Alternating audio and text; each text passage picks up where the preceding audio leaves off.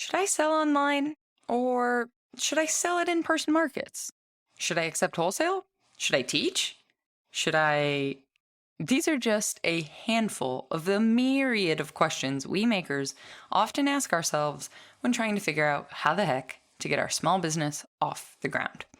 But it's hard to know what the right choice is for yourself until you try many of these things.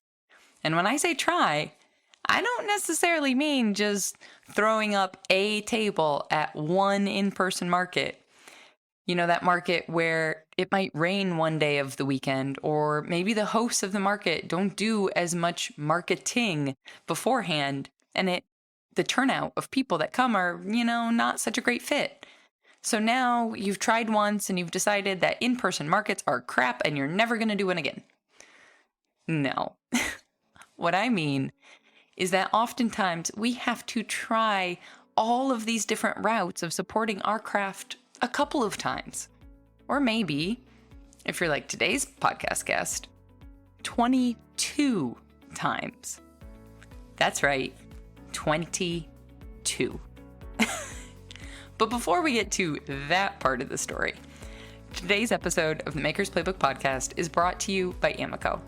You may have noticed that Amico isn't taking direct orders on their website currently. And while that might seem like a bad thing, the reason for it is pretty great. For the past 8 months, Amico has been focusing on supplying their distributors first. In other words, they are focused on making sure your favorite local shops are supported even before their own website. You can easily pick up your favorite glazes like Potter's Choice Honey Flux or Rainforest Celadon on the shelf of your local clay shop and avoid all those extra shipping costs in the process. Naturally, high demand and supply issues have made it hard to keep stores stocked these days, but Amico is dedicated to supporting your favorite small business first, now and in the future. And that, my friends, is putting your money where your values are, which you know I'm all about. If you don't yet have a favorite local shop, you can find an Amico distributor near you by visiting amico.com/dealers. A big thanks to Amico for sponsoring the Maker's Playbook podcast. And I'm your host, seasoned entrepreneur of 12 years, Rebecca Ikiskara. Hey, Andrew. Welcome to the podcast. Thanks, Rebecca. Thanks for having me.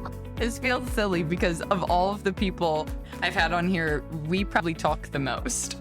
We probably could have done this in person. I have to drive to Milwaukee sometime in the next week to drop off a production mug order.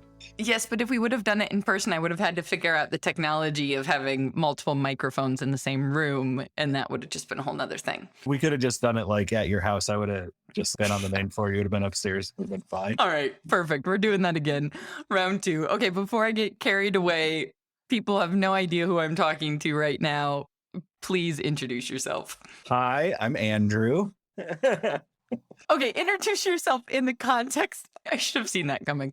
In the context of if someone is listening to the podcast, why are you here? Yeah, well, I'm here because I got this email from Rebecca, and I'm Andrew Linderman. I make pottery full-time, or mostly full-time anyways, and I'm assuming that's why she's interviewing me. Fair enough. Mostly full-time, I feel like, begs the question, are we considering the fostering of dogs on a very regular basis the other part of the full-time job? That's strictly my significant other's hobby that I end up helping out with a lot. No, I, during the pandemic, took a little bit of a hiatus and was an overnight stocking manager at a grocery store for 18 months. And those of you that don't know me, I used to teach high school chemistry. I did that for 6 years. My degree is in chemistry and secondary education. So I was super burnt out teaching, decided to make the shift because we didn't have kids yet. We still don't have kids. It's on the to-do list. And basically was super burnt out after teaching. And we decided it was a good time to make the jump. And then 2 years later, this COVID thing happened. And my wife was still finishing up her PhD. And so basically, I just decided to go get a job that I knew would give us a consistent income because we needed something. And I was kind of just hitting my stride as a business and didn't feel like the risk of dumping everything into online during a pandemic was the best option. You know, hindsight's 2020. I probably could have made it work, but I was also dealing with some situational depression issues and things like that. So it's probably a good thing that I didn't try to do that, at least financially for our family. But as of just over a year now, back at it full time and setting up my new studio. I was going to say, so that really, you quit the stocking job right as we were moving here because I jokingly brought that up because I was like, well, for the entirety that I've known you in person, all you've done is making pots. I mean, I knew you had the teaching background, but I forgot about the stocking part. Yeah, I was making as much money working for those of you who live in the upper middle of the United States. We're familiar with Meijer stores, which is like a grocery general merchandise combo pack. And I was an overnight stocking manager for 18 months and was making as much money and had better benefits than I was my last year teaching.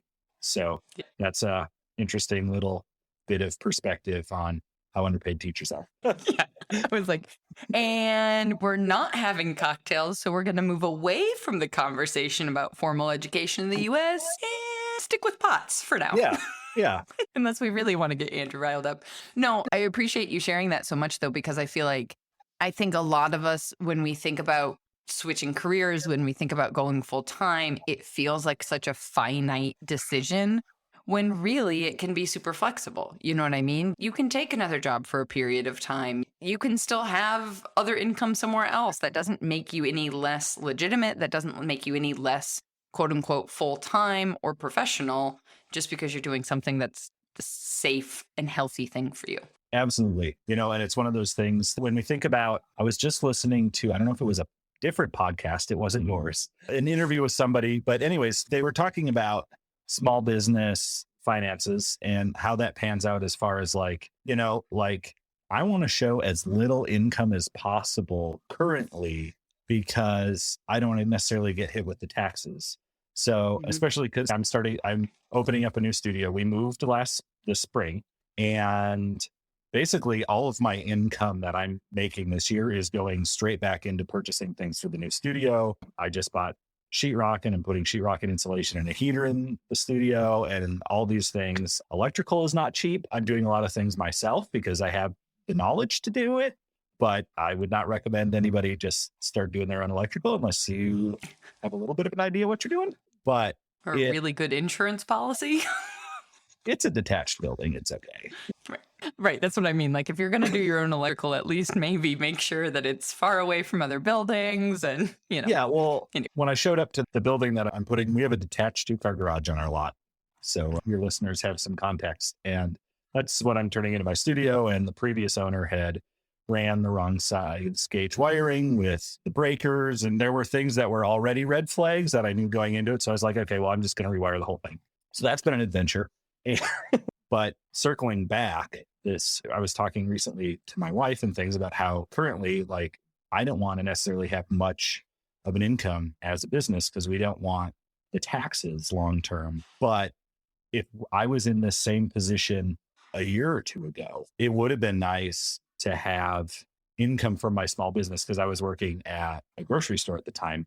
I would have been able to show more than like a couple $1,000s of income for my business during the pandemic, because then we would have been able to like use our income for our loan on our new house. Now, thankfully, my wife is more attractive and makes more money than me. So we were able to use her new income when we were buying our new house and for a mortgage and that sort of thing. But I think that's one of those things that I hadn't really thought about until recently. And I was really grateful that we could get our mortgage and home loan on solely her income, because as like self-employed folks, it always seems like, okay, well, I don't want to pay Uncle Sam X, Y, and Z, or, hey, if I can get this in cash, that's great. But it's not so great if you have to show somebody that you're making X dollars per year so they give you a loan to buy a house. That is always the flip side. I remember after a few years of starting my business, my accountant, who also happens to be a family friend, very early on was like, you having to pay taxes are a good sign because it means you actually earned money. Like you actually had a profit margin, which is what you have to have in order to stay in business, more or less. And I will also say, talking about being self-employed and COVID and buying houses, there's a bit of a tax game you can play legally and responsibly with your salary, your owner's salary as an employee. So I'm an S Corp, I'm incorporated. So I'm an employee of my own business, but I also own my own business. So I get paid, I pay myself a salary on a regular schedule, but I also can take owner's withdrawals separate from that salary. And so we've always balanced that over the years between reasonable amounts to kind of mitigate your income tax. Well, when COVID happens and you have an opportunity to get a paycheck protection thing, but your paycheck is lower than how much money you are actually living off of because you were taking owner's withdrawals, that comes back to bite you in the ass too. Yeah. Yeah. So It's, yep. I don't know. It's an interesting game that we as small business owners end up playing with. Like, well, I feel like as small business owners, we kind of get shafted when it comes to taxes in the first place. And without going down any political rabbit holes or anything like that, it's one of those kind of like catch-22s that you really need to think about. Because I think for our mortgage, they would have asked for like 2 years, like the last 2 years of income or something like that.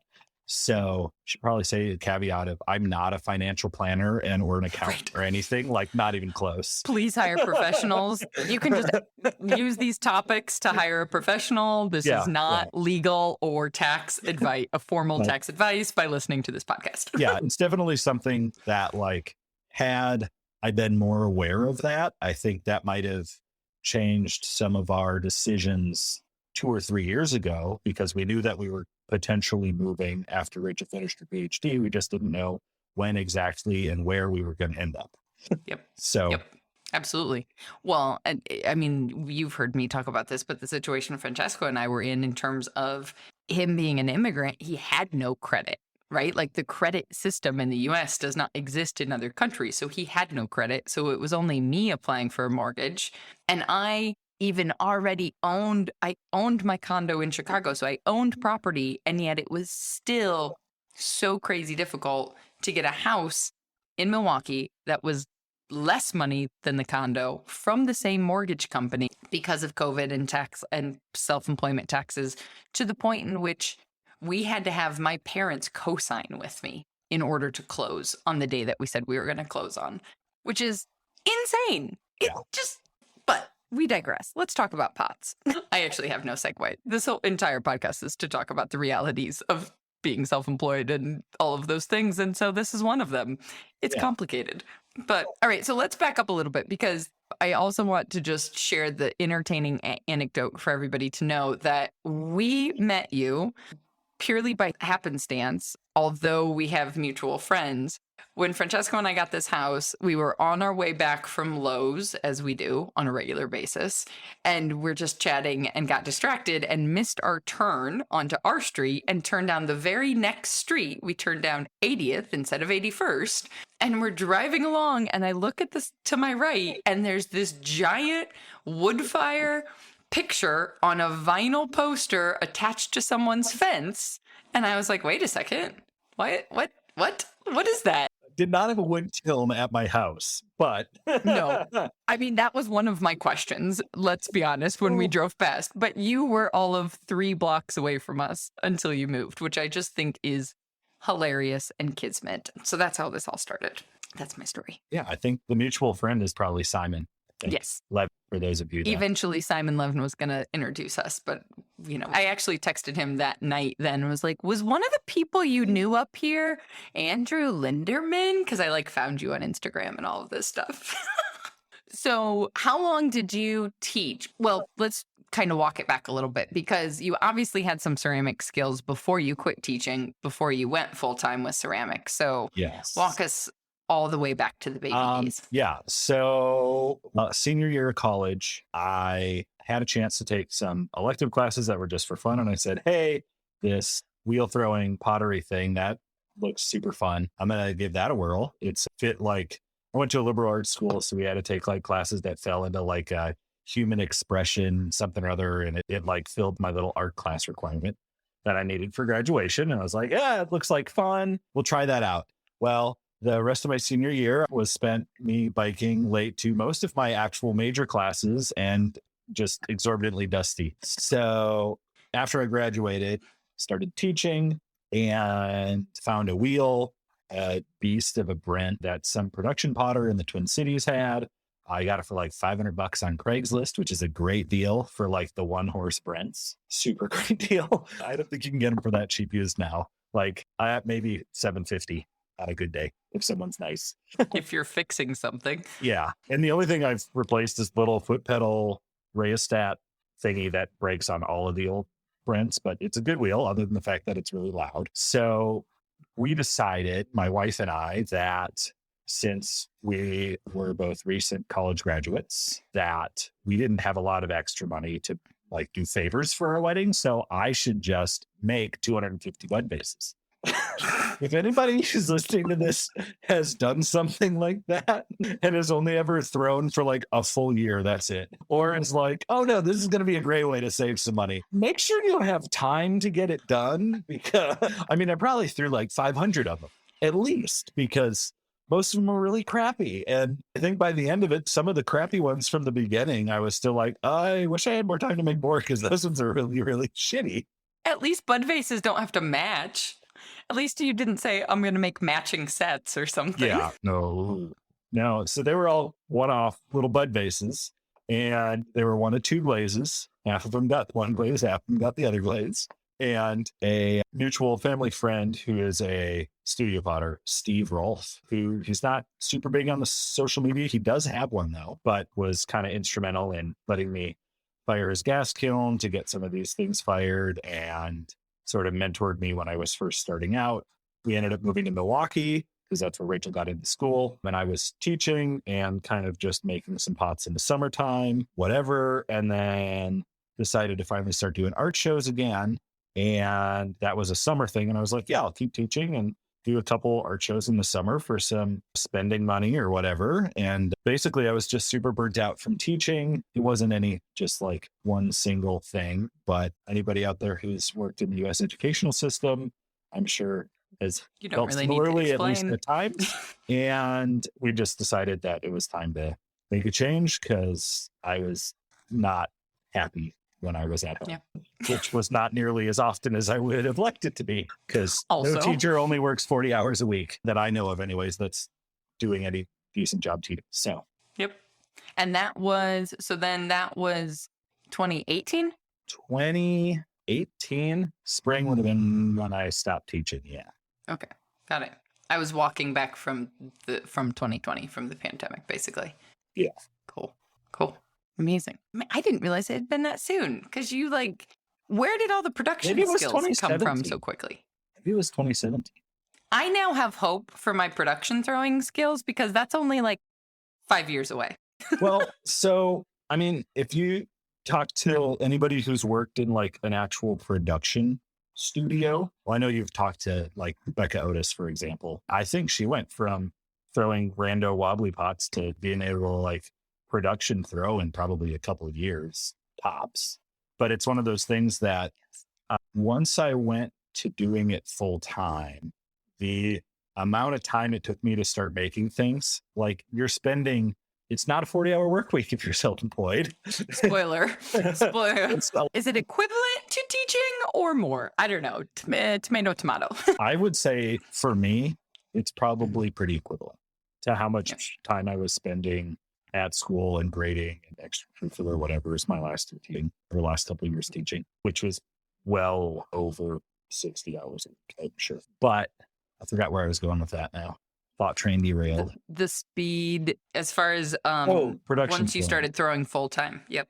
Yeah. So that, I think it might have been that first Christmas. I had somebody reach out to me and ordered 48 of my mugs, my faceted mugs that I was making at the time as gifts for employees. And I was selling those for $30 a piece at the time, I think, or 35. They're 45 now for the electric fired ones, and more than that for the wood fired ones, depending on how they came out of the kiln. But basically I had to sit down and make 50 of them, which is the most I've had to make of any one similar thing over and over again. And there was understanding that they weren't going to be identical, but they were all going to look like they go together. And this customer was actually down in Biloxi, Mississippi. And so we kind of ended up going with purple, yellow, greenish, Mardi Gras colors. Okay. Which worked out really well, and they looked great, and they all made it safely, which Well, I sent 2 extras and there was 1 broken one. So, So which, perfect. not bad for my first time shipping like that many things, double boxed and everything. So that was really helpful as far as like pushing some things forward. And it's funny because somebody will be like, well, geez, you can sit down and throw. So like my production mugs that I make now they get decal on them before they get sent off. So third firing.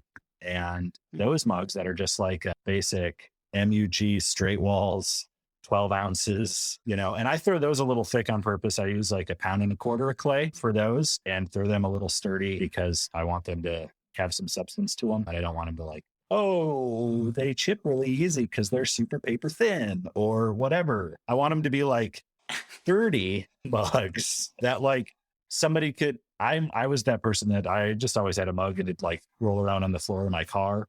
And that was the mug that I just used for everything. Maybe I'm the only person that does that. I know I'm not, but like it's just life, right? I'm not a gentle person in that sort of You're respect. gentle by heart. You're just tall. Yeah. Full in a china shop sometimes.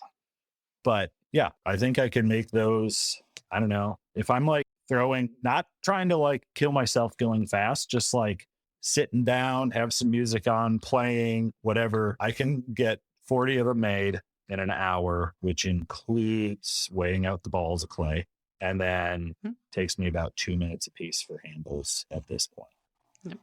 Which is such an important thing to note, because I think one of the biggest things that gets missed when people are thinking about going full time is, can you physically make the work in a reasonable amount of time to make this thing work, to be viable? It's one thing if you have an audience and people who are interested, enough people who want to buy it. Okay, that's one thing you also need, but can you also make it without killing yourself and still getting sleep and being able to produce enough for however much you have to sell per month to make a living?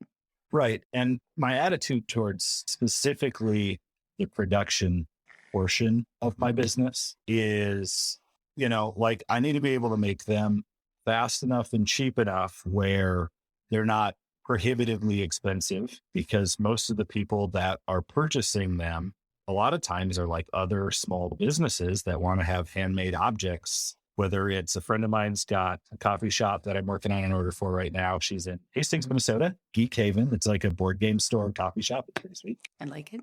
Yeah. So like that's a small business that's buying them. One of them was like another not so small business, but like, was somebody who got them as like client gifts because he did sales for a vacuum pump manufacturer. And just like, it's like weird random stuff, but it's like, how did you get connected with somebody doing sales for a vacuum? I have to ask. He moved to Milwaukee from California somewhere, and like his favorite mug broke. He found my stuff Googling it for Milwaukee pottery. Like if somebody typed in, when I lived in Milwaukee, somebody could type in Milwaukee pottery, and I was the first thing that showed up after the ads. And I'm noting that SEO option is available and it's going to show up in the same spot on the map. Yeah. The SEO stuff's been a little bit of a struggle since moving, and you're still going to go after Milwaukee pottery is what you're telling me? I shouldn't optimize our website and steal the spot? No, I'm not going after Milwaukee pottery. It's just moving it's like starting over. I mean, I feel like for a certain amount of things, like my Instagram's still there, but like that algorithm or whatever is always changing. So God only knows what is actually happening. And so it's the next year and a half, it's going to be playing this game of building up a client base where I live currently, which is I'm just west of Madison, which is about 2 hours from where I lived in Milwaukee, which isn't that far. It's in the same state, but it's far enough where I don't have a local client base at all anymore. It's been nice. I've shipped some things to Milwaukee and Wauwatosa, which has been kind of nice. So like nobody forgot about me, but trying to rebuild some of that in a new area is a lot of effort and something that I'm trying to be very intentional about, but it's also a little overwhelming. And it's like, what sort of things should I spend marketing money on? What's going to pay for it? What's not? I'm going to go deeper down that. But before we get off the subject of production, I can just hear people's brains turning when you say that, like, within that first year, somebody wanted to order 48 mugs and you had never done that large of a set before, people going, what? How did you, like, what? Did you just say yes and figure it out later? Are you that, have you always been that kind of person? Or was it just like, oh, this is too good of an opportunity to pass up? Or what? Because some people might think, oh my gosh, I would never have said that I could do that. I would have said no. And I would have, but learning those skills has brought you to so much of what you're doing now. Also, there's, where I'm going. I don't know who quoted this. And I remember I had an uncle of mine when I graduated high school for graduation, wrote me a very large check and was like, hey, you graduated high school. I know you're planning on going to college, X, Y, and Z. Basically, I bought my MacBook for college that I had for like 8 years with the check, and that covered the whole thing. So, he was basically like, there's no such thing as luck. Luck is simply where preparation and opportunity meet, which is some quote from somebody that's far wiser and probably deader than I am. But basically, I think that holds, as cliche as it sounds, it holds really true. Because like, if I hadn't said yes to doing that, or if I hadn't decided that, yeah, I'll make 250 bud bases for a wedding, sure, I can do that. At that point, I was like, we got engaged and we weren't getting married for another year and a half. So we had a really long, so I was like, oh, I've got a year and a half to get this done. No problem.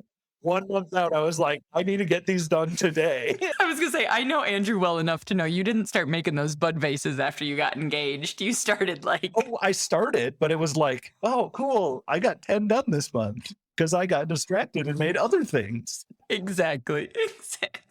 But, if I hadn't, when I work, I normally work in like small series of things anyways. So like, if I'm going to sit down and throw bowls, I'm going to throw 6 or a dozen or 20 or something. Yeah, work in small sets or series of objects. And that doesn't mean that I necessarily am sitting down and making 6 identical bowls. I might play around with how I'm faceting them or with some different textures and kind of explore some ideas. But it was basically like, well, I can scale that up to 48 or 50 items. Like, I know that I can make 10 mugs and get handles on them the next day.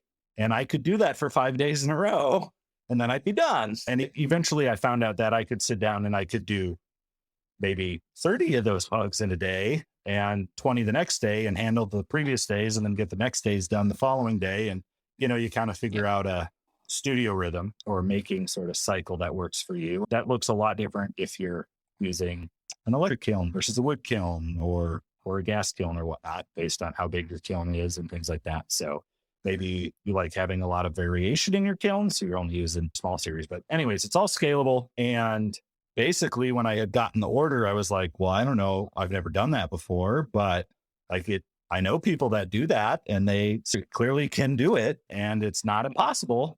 And I remember the timeline was a little tight for me at the time. Looking back on it, it was plenty of time. Now I say yes to things with far shorter timelines, but yeah, was it like September needed them by December? Do you remember? Sometime late October, and I just needed to get them in the mail like by the 1st of December. So like month and a half for 50 items. That you've never done before? Never done that many though before? That's significant. But I was like, it's like a week of and then it's, shuffling stuff in and out of the kiln and putting glazes on things, but I'd already figured all that part out. So that was like, I feel like that's an ample amount of time. Now my issue, if people are ordering things, my problem is it's not that it takes me 2 months to make 100. So like I just finished up the last decal firing of an order for 150 mugs. And it's not that it takes me 2 months, which is my typical kind of like turnaround time that I tell folks, 2 to 3 months ish. It's not that it takes me 2 or 3 months to make their order. It's that I have 18 other things that I need to get done before I can start on theirs. And so theirs might not get made until like, if I'm like, okay, well, this is due, like I need to get that to them by the 1st of November or whatever date. All right. I can make it starting 2nd week of October and I can get 150 mugs done and made in 2 weeks. No problem. But I need to make sure I don't have anything else that I have to worry about during those 2 weeks or whatever. And most of that's just time in the kiln, because I can sit down and throw 40 or 60. I work in groups of 20 now for those production mugs. So I'll sit down and throw 40 or 60 mugs and then put handles on them that night or the next day or a few days later if I wrap them up or whatever. And I can get all the mugs made in a week or less if I really needed to. But, life is busy and it got cold really fast this year. So I was like, oh, I'm going to install a heater and try to finish up the electrical in my studio about. I can't actually work in this space yet until I add. I mean, that was the big thing for us with moving. It was like, it doesn't take Francesco that long to make anything, but it wasn't a functional space. We needed shelves. We needed, all sorts of stuff. Let's change subjects away from production for anybody that's stressing out to talk about producing mass quantities of things, which I just find necessary. I feel like to me, it's a skill. Like it reminds me of learning an instrument. It's like learning scales, right? Like repeat throwing is just whether you actually want to make the same thing over and over again is a different subject than whether or not you can. And just having that craftsmanship and that skill. But that's a different thing. I feel like I'm inching close to the what is art conversation, and I don't, whatever. I agree with what you're saying. It's, if you're going to make a living out of making functional ceramics, I highly recommend at least taking, whether it's like a month in January or something like that to just focus on some basics. This would have been, I think, the first year I was doing it full time. Yep. Pictures, I think, are really tough as far as getting them to look aesthetically pleasing from an artistic sense, and B, technically throwing them well enough where they're super light. A few years ago, I did an internship with Michael Klein, and he had a Mark Hewitt pitcher sitting in his studio, and it's like a 2-gallon pitcher. It's a huge flipping pitcher. And awesome. I picked it up and I was like, this feels like nothing. Like it is full of air and that is it. And it was like, where you put the clay and where the thicknesses are and making sure your rim's substantial enough so you have certain visual cues as to the weight of the piece all play a huge role in that. But with pitchers, especially bigger pitchers, like they can be thrown really thin because if you want somebody to use it, water's a little over 8 pounds a gallon. I don't know what that is in the metric system, but like 4 liters is probably 4 kilograms. Yeah. A liter is 1 kilogram. So 4 kilograms. Yeah. Because their system makes sense. So it's a lot easier to convert. As a former science teacher, metric is much easier. But 10 times 10 times 10 times 10. Yeah. So, done. The weight of that pitcher plus the 4 kilograms or 8 pounds of water that's in it is like, that's a lot of weight, especially if you're like a dainty person that's not large and burly like I am, which most people aren't. So like, it's, I don't know, another consideration as far as making artwork that's fun. Yeah, absolutely.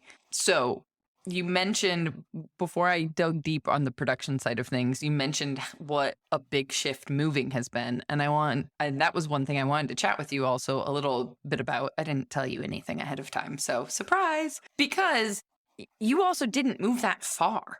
You moved 2 hours away. So I'm wondering, first and foremost, if it was surprising how much of a shift it's been into having to remarket yourself when you really are kind of in the same general geographic area. Yeah, well, there's definitely some things. And I had signed up for shows that I was doing prior to us knowing where we were going to move. And some of those, basically, we had said, like, worst case scenario, I'll drive myself in my trailer and stay with somebody in Milwaukee, and which I've still done a couple of times. So having moved about 2 hours, I'm still doing some shows, and being somebody who doesn't really enjoy shipping things. Obviously, I do ship things. I sell things online. It's part of business, but I'm too extroverted for my own good. So I really like doing art fairs and art shows, and they're not for everybody because they're a fuck ton of work. Pardon my French. I don't know if I can cuss on your show. I'm sure it's fine, but they're a lot of work, and you have to have a booth, and it has to look nice enough to get juried into a show on top of your actual work being photographed well enough and looking nice enough to get you into the show, and like all of these things. And part of that's why I appreciate what Rebecca does, because I had to figure out how to take decent photos on my own and lots of bad Google searches, and probably didn't need to buy a $400 DSLR camera because, well, a number of years ago, it might have been necessary, but Anyways, phones are a lot better now. And But they're a lot more than $400 too. well, yeah, but you're getting the phone anyways. You can spend an extra $400 on your phone to get the one that's got the nice camera. All right. From that perspective, that works. That works. Yeah. Anyway, we were talking about shows. So I had a lot of, I was maybe the first 2 years that I was doing it full time, I did about 20, 22 shows in a year. Ow. Yeah. And some of those were like, I had a Saturday farmer's market. And then the next day I had a Sunday, one day only show that were on opposite sides of town, like in Milwaukee. So Milwaukee is like 650-ish thousand people, Milwaukee proper. And then you add the suburban area. And well, I personally think Milwaukee's like one of the most underrated cities in America for a number of reasons. It's Don't tell fantastic. people about it. Yeah, we want to keep it on the DL. But, I had a lot of time and energy kind of building up a local client base and then was saying, okay, now 2020 comes. I was like, all right, this year I'm going to try doing a couple shows that are farther away and doing fewer shows at home because I theoretically, now that I have more of a local client base, like if I only see them at 5 shows throughout the year instead of 20, the people that want to see my stuff or want to buy my stuff are going to say, oh, well, he's at X show, so we'll go to that one because I want to get something. Mhm. Like it wasn't about the exposure and the marketing aspect of it as much as it was just making sure I was there available. Yeah. So obviously that didn't happen in 2020, but now I'm kind of back to square one, having moved. While I have run into some people doing a handful of shows out this side of Madison that have known my work from previously. One of our foster dogs just came down to say hi. I kind of wish everybody could see everybody. This is Yandex. Right? Hey, poopers. He's a big Pyrenees Brittany Spaniel mix that has some guarding issues. But You'll is just have to very send me a sweet. picture of him. We'll use a picture of him as your promotional material. Yeah, there we go. Up for adoption. Right? Thanks, buddy. So back on topic. I am blown away by the idea of doing 22. I mean, we all know that I'm also an extrovert. You are even more extroverted than I am. 22 shows a year is a lot. Yeah, nor do I think it's a sustainable amount. Like, Right. I know for a fact my wife has much stronger words that she would use than unsustainable, but there might be a couple 4-letter words in there. But it was one of those things where some of it was just like throwing everything at the wall and seeing what stuck. Like there were a couple shows that I did that I don't even think I broke even on after driving there, spending 2 days in the rain and X, Y, and, and it was, Mm-hmm. you're going to have some of those. Or like I did a show up in Duluth, right on Lake Superior, which was super cool. And I was one of the only people that was prepared for it being windy on Lake Superior, which is it's Lake Superior, folks. It's going to be windy. It was like 45 mile an hour gusts, but it was like a nice day. It was like blue skies, sunny, but that's Lake Superior. As good as it So gets. I had extra weights and everything, and I was fine. A lot of boot vendors had some whirligig tents, but there was a lot of learning that happened that first year and a half, 2 years that I think was invaluable. And now when I'm looking at it, it's like, okay, what are like 3 or 4 shows that are close enough to home where I can stay at home Friday night and Saturday night or whatever. I'm not going somewhere, staying with a friend or whatever it happens to be. I don't go Or paying for a hotel. well, I don't go places I have to pay for hotels because I'm just like, I don't need to do a show there if I have to pay for a hotel. I should know somebody that I can just like, hey, thanks for letting me stay here. Here's a bowl or a mug or a cup or let me help you do this thing or like whatever it is. Yep. Or in our case, here's your wheel back because I was borrowing your extra wheel. Yeah. Yeah. But also, though, that's a pragmatic decision because it would add to how much more you would have to earn from the show just to break even. So we're not even talking about having an income yet. Just to break even, then you're having to cover a couple $100.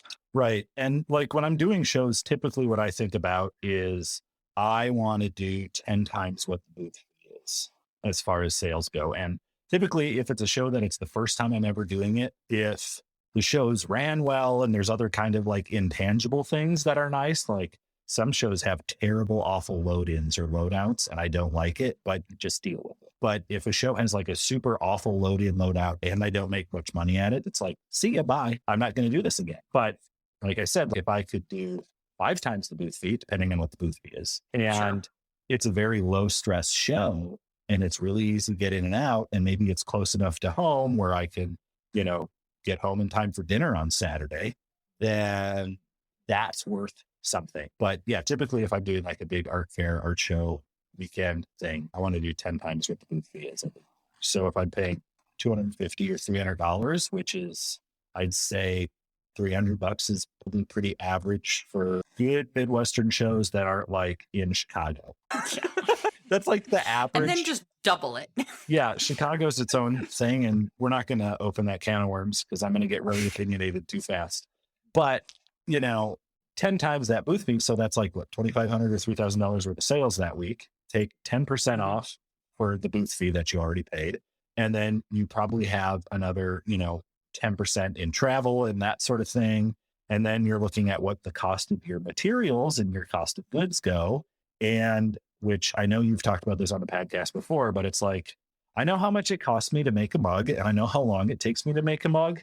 And that's how much I would charge for like a wholesale thing. And then I'm doubling it, because if I'm sending things to a gallery, or if I'm selling things on consignment, or going to an art fair that has overhead that those things don't have, I still need to make money to put food on the table, or to, buy a beer next time I want to go have a beer, or, keep the lights on. So, it ends up being like 4 times your cost of materials or whatever. So you've got 20% in the show, you've got another 25%, let's say, into your cost of goods. So that's about 45%, add another 5% of miscellaneous, whatever, so I get Taxes. I get $3,000 over a weekend. 1,500 of that's actually what I'm getting paid. And that's not, well, that's really great pay for just being there for 16 hours. And it's like, well, that's also the like weeks of work leading up to it, right? So it's basically you're condensing like a normal retail situation into a very condensed, buying opportunity or selling opportunity. I love that you connected that pricing structure with your wholesale customers as well, because this is why part of me doesn't even want to say it out loud, because I'm kind of excited about the fact that there are so few ceramicists and makers who enjoy wholesale. Whereas I look at wholesale as like, this is genius. I don't have to sit at a booth all weekend long, whether the weather is good, bad, ugly. I don't have to market to one, I don't have to deal with the customer service of selling one mug to 100 people on Etsy, and therefore 100 different shipping labels and 100 potentially different messages you have to deal with. Like, I can sell 100 mugs to one person. Awesome. Great. I'm like, why aren't more people into this? I mean, do I enjoy doing purely wholesale work? Personally, not exactly, because I really enjoy interacting with my customers at art shows, but that's unique to my personality. As far as the wholesale thing goes, though, but if I have somebody that's at one of those shows who wants a whole dinner set, let's say, like a 24 piece like dinner set, so that'd be like a 4-piece setting for 6 people or whatever, that's like just shy of $1,000. Like if I have somebody who goes, well, I like this plate and this bowl and this glaze, and can I get a 6-place setting dinnerware set at a show? I can go, yeah, it's going to be a couple weeks, but I can get it to you, and this is how much it's going to cost. And I can tell them that right there on the spot, so they know what they're getting into. And then usually I give them my card and write a couple notes on it and say, send me an email this week so I get a confirmation that you want to. Because there's a lot of people that love to dream about things, and they want to make you feel good about your work because they genuinely like it. But that doesn't necessarily mean they're paying the money or actually want it. Or, maybe they get in the car and their spouse goes, we cannot spend $1,000 on handmade dishes this week, dear. Or like whatever the situation is. I'm just envisioning conversations that I've had in cars. Hypothetically, purely hypothetically here. Yeah, I think there's one where my brain went, since I know that conversation recently happened for you at a show, was realizing, is there a way to set yourself up? I'm going very pragmatically now into being able to have that conversation with somebody at a show and punch it into your Square system and say, would you like to put down a deposit now? And then it's locked in rather than waiting for that follow-up email and all of that type of stuff. And I think that's definitely like the next step. There's a couple things I still want to like, I's to dot, T's to cross kind of thing. And, that's definitely, I mean, as much as it seems like you're not a skeezy salesperson for doing that. Like you're just asking somebody to stand behind what they just told you in person. And the first, couple years that I was doing it full time. Can we repeat that like 3 more times? I just feel like we need to repeat that. You're not being a used car salesman. You're selling handmade artwork.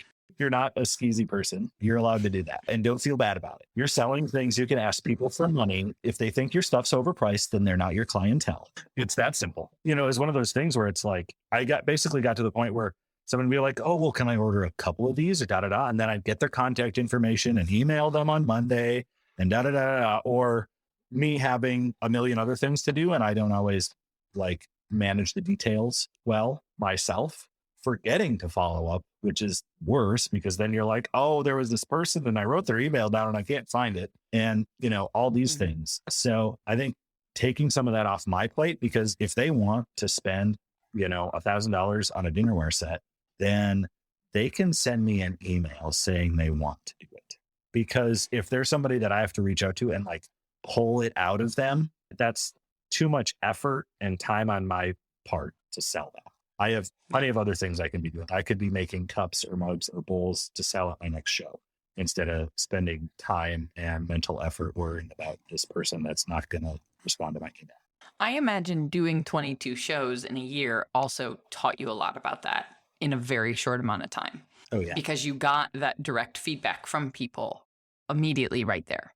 Yeah. Just as far as watching people interact with your work and learning about who it is that actually buys your stuff. Yeah. And, you figure out really quick, like, oh, nobody likes this blank glaze, for whatever reason, whether it, like I had this khaki red glaze that I really liked that I put on my work the first couple of years that I was making and selling, and it never sold very well. And I've got a friend who's using a similar glaze on her work and like people love it. And I was like, it just, and it was one of those things that's like in hindsight, sure, the glaze was nice, but like it didn't fit the form as well as I thought it did. It's one of those things where it's like, I'm getting caught up in the like, oh, this looks really cool, da-da-da-da-da, and the little minutia of things and getting the response of, well, I've had these, 10 or 12 pieces that are in this glaze and I've taken them to 10 shows with me and they haven't sold. But these ones that are glazed in this like grayish blue purple, I've had to remake them and reglaze them like a dozen times in the past dozen shows.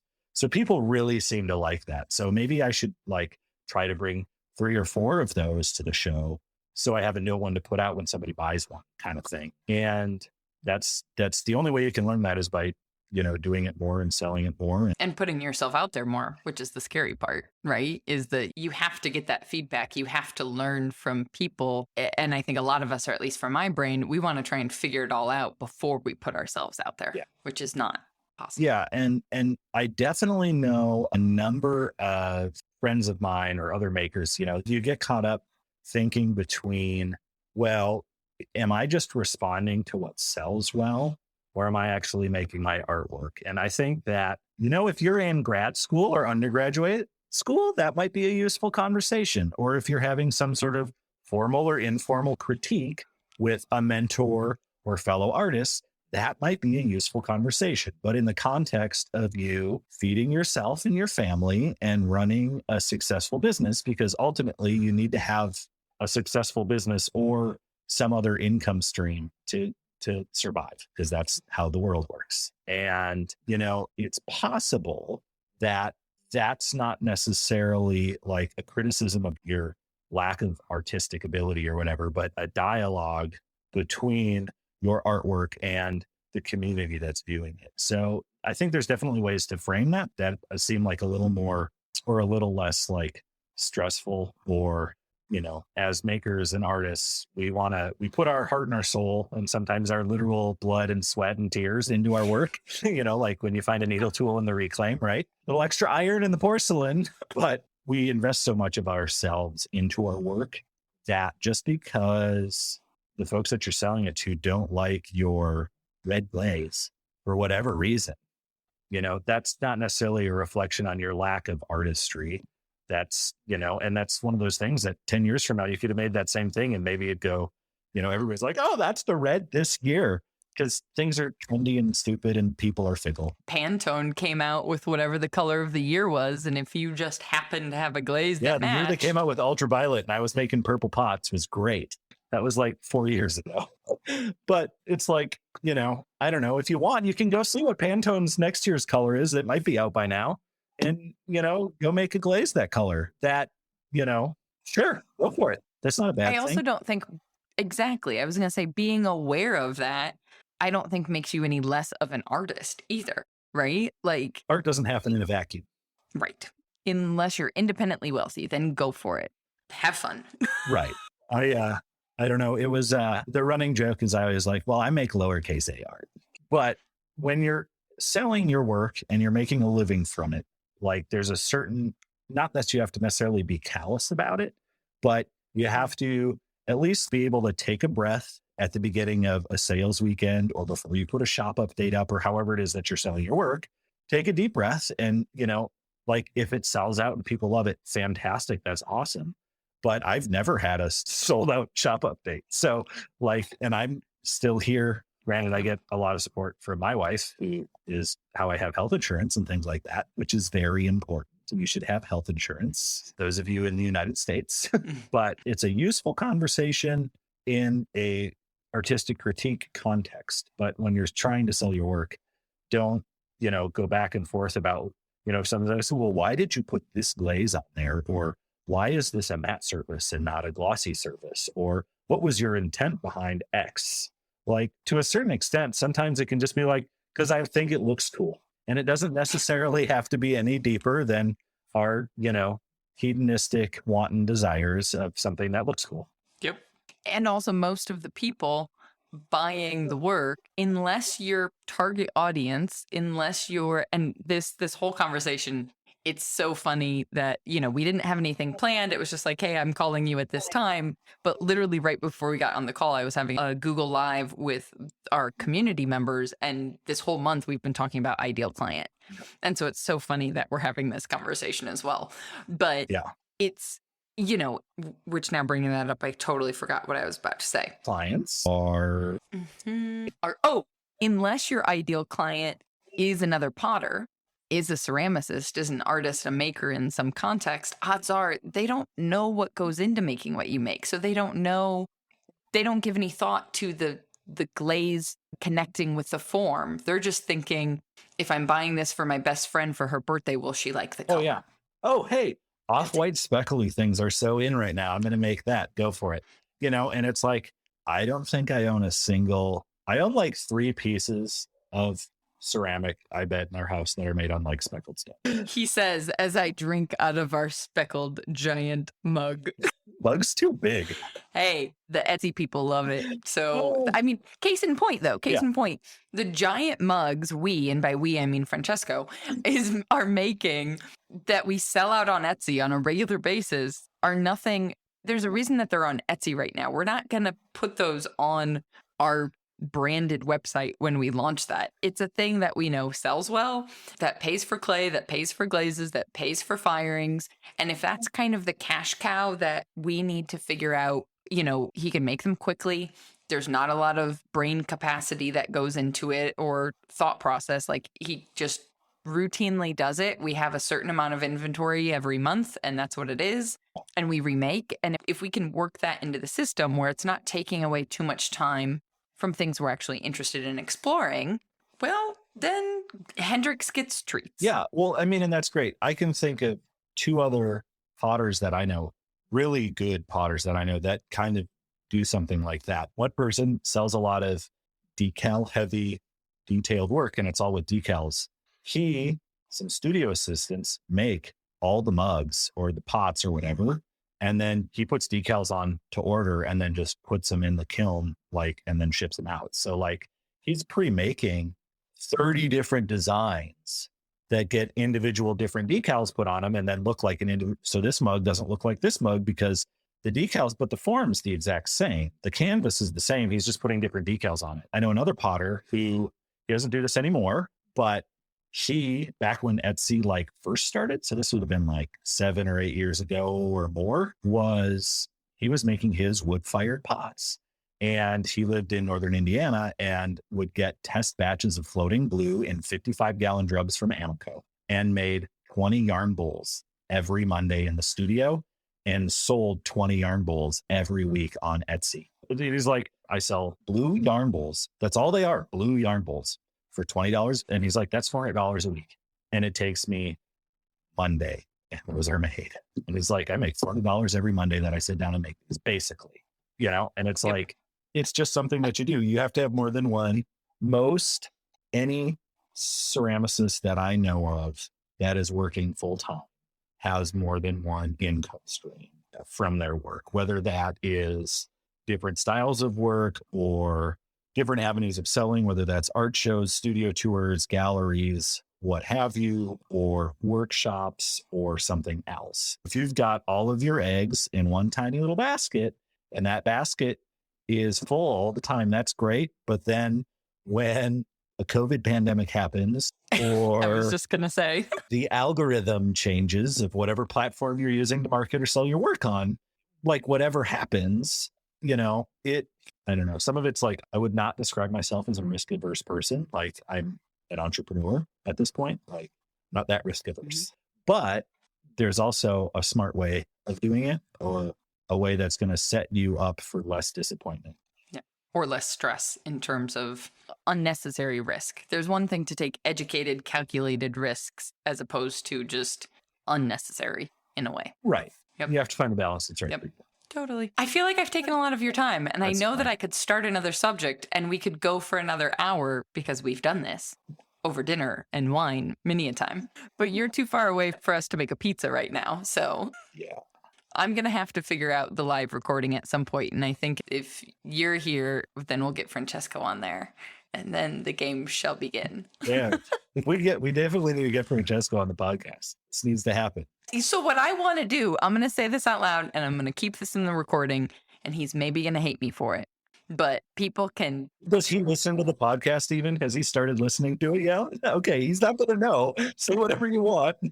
No, he'll listen to yours. He listens selectively. Okay. So people can @me me on Instagram when they hear this, so I have the social proof of the interest in it, because what I want to do is start recording basically the lunchtime conversations we have as we're starting this studio and this business from zero, to give a very real-time experience of, just how slow it's going, frankly, because it takes a long time. Instagram makes things look fancy, but like the kiln, we just had an issue with the kiln a couple weeks ago, which slowed down a bunch of stuff, which then delays a whole bunch of other stuff. Or it gets cold 4 weeks sooner than you think it is. So you're spending your time putting in a heater and insulating your studio instead of making the work you thought you were going to be making, which is me right now. Yep. So during a time when you're leading into Q4 and it's supposed to be holiday sales. And is that what we're doing? Is that what? Oh, is it that time of year? It's not even Halloween yet. I'm not thinking about Christmas. I'm in denial. Andrew's over here like twitching. Thank you so much for your time, my friend. For people who have never heard of Andrew Linderman, where do you want them to come find you? @Linderman Pottery on Instagram is great. If you want to go all the way to my website and send me an email because you have a question, all my stuff's on my website, which is lindermanpottery.com. Yeah, Instagram is probably the easiest for most people. So @Linderman Pottery. Fabulous. I will link it in the show notes or in the makersplaybook.com/podcast. That's the easiest place. Just go there. I don't know about you, but I thoroughly appreciate Andrew's pragmatic approach to this craft that we all love so much. Yes, we want to make work that we enjoy, but particularly if you're trying to make your full-time living from this work, there's also nothing wrong with making work that you can sell. In fact, honestly, that's how a lot of photographers used to think about weddings. Now, a lot of people probably don't even realize that, because there's a newfound appreciation for the crazy skills it takes to keep up with something as fast-paced as a wedding and create meaningful imagery at the same time. But back when I started 12 years ago, very few photographers wanted to become wedding photographers. It was kind of seemed like selling out, honestly. I didn't know that until I started because I genuinely wanted to actually connect with people. And in order to photograph people, the biggest way to do that was to photograph weddings. I don't know. Anyways, I'm rambling a little bit now, but maybe this is why I'm not as worried about capital A art, as Andrew puts it, which I love. I enjoy making for the sake of making.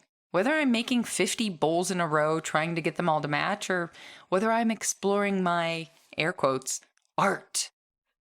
But that's just for me. That's what works for me. Anyway, you may have heard me mention during this interview that this month inside of the community, we've been talking all about finding your ideal audience. You see, part of what makes the community different than your typical online forum or generic Facebook group, aside from the fact that it's not on Facebook, is that each month we have monthly themes.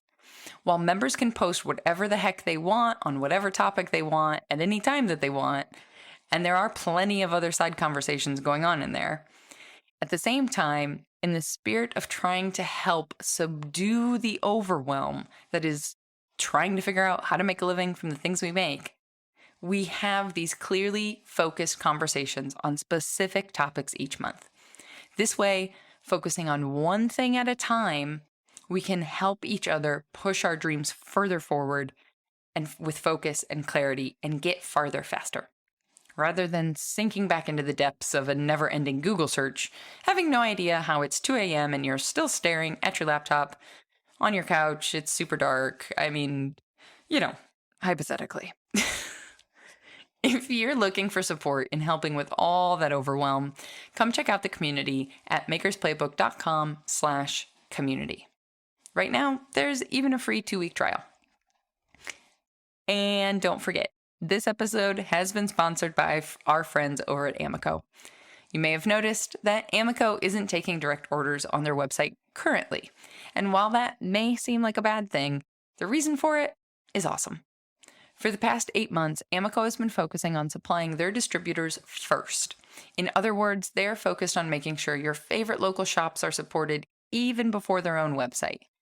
And you can easily pick up your favorite glazes like Potter's Choice Honey Flux or Rainforest Celadon on the shelf of your local clay shop and avoid those extra shipping costs in the process.